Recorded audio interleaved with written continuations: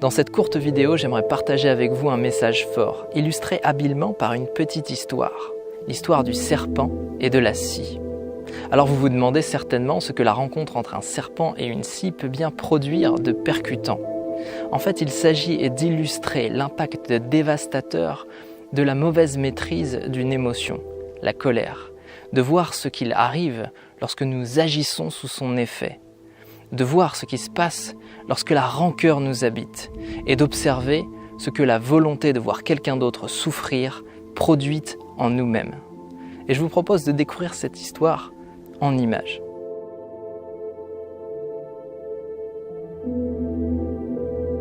La nuit tombe paisiblement. Un serpent trouve son chemin dans une menuiserie.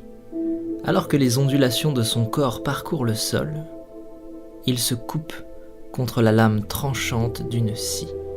Le serpent se dresse et frappe violemment la lame dentelée. Un acte déraisonné et sans conséquence pour la scie, mais qui blesse gravement le serpent à la mâchoire. Aveuglé par sa rage et convaincu d'être face à un ennemi dangereux, le serpent entoure la scie de tout son long pour en venir à bout et la faire suffoquer. Une nouvelle attaque sans incidence sur l'ennemi, un ennemi pourtant sans conscience, vainqueur malgré lui d'un combat sans adversaire. Le serpent se tue lui-même sous l'effet de sa propre étreinte contre une lame aiguisée et apathique. Ignorant, le serpent est mort dans un combat contre lui-même, tué par sa propre colère. Le message est fort ici. Souvent, lorsque nous réagissons sous l'effet de la colère, nous pensons que les autres nous ont blessés, qu'ils ont agi sciemment, et nous réagissons au quart de tour alors que ce n'est pas nécessaire. Nous cultivons de la rancœur et du ressentiment. Parfois même, nous espérons la souffrance d'une autre personne. Mais en faisant cela, nous ne faisons que nous couper avec la lame de notre propre rage.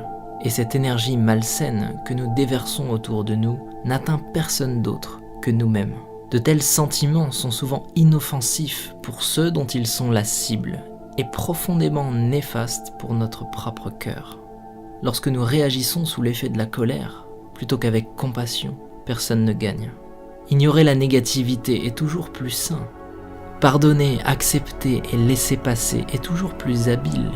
Se concentrer sur la création plutôt que sur la destruction est toujours plus sage. Et il est plus noble de bâtir la vie que nous voulons, plutôt que de chercher à détruire celle que nous ne voulons pas.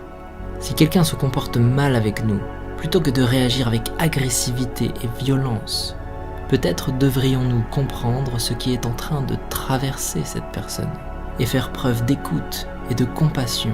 Peut-être que sa journée est difficile. Peut-être que toutes ces journées sont difficiles. Lorsque nous regardons les choses avec une nouvelle perception, il est plus facile d'avancer, de laisser toutes les énergies négatives derrière nous, d'abandonner ce qui n'est pas constructif pour notre futur et de simplement laisser passer. Nous devrions avancer avant que la colère nous consume et nous détruise comme le serpent. Ne réagissez pas, montrez de la compassion, ne ressassez pas, avancez et restez concentrés sur l'élaboration d'une vie meilleure pour vous-même.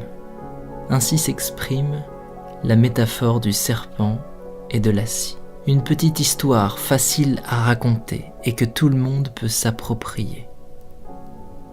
Si vous appréciez cette manière d'aborder les émotions et si ces sujets vous intéressent, n'hésitez pas à vous abonner au mail, c'est le premier lien dans la description. Je partage avec vous 3 mails par semaine dans lesquels j'aborde les sujets des émotions, de la pratique de la méditation, des exercices concrets pour réussir petit à petit à mieux appréhender nos états intérieurs, cultiver le calme et la sagesse.